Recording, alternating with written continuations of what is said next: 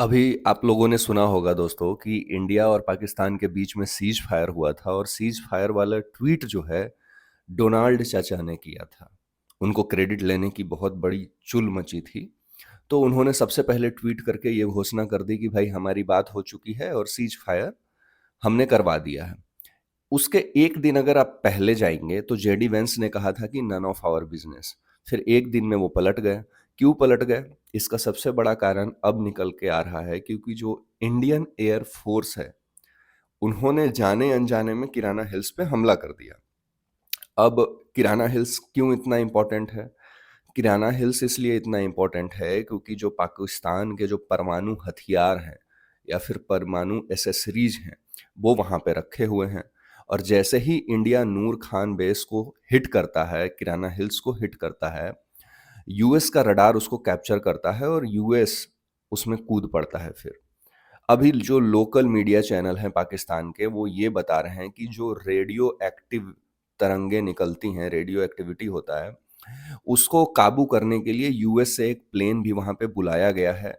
और जाने अनजाने में इंडिया ने किराना हिल्स पे हमला किया।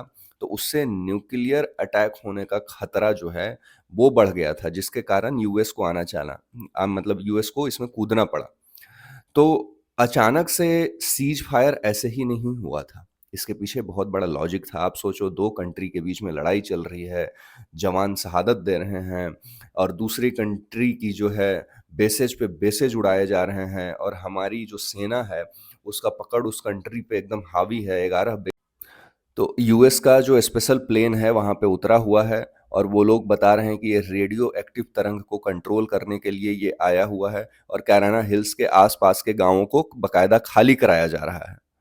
तो ये सबसे बड़ा रीजन था इस सीज फायर को अंजाम देने का। और दूसरा, जब विदेश मंत्रालय ने तगड़ी प्रतिक्रिया व्यक्त की तब जाके अब ट्रंप का भी बयान आ गया है कि भाई हमने तो कुछ किया ही नहीं है।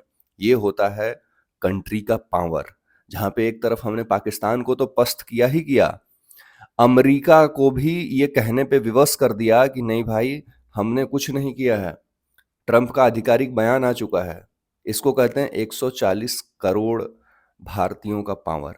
ये ऐसे ही नहीं आता है, ये जनता के पावर से सरकारें मजबूत बनती हैं और कमजोर बनती हैं।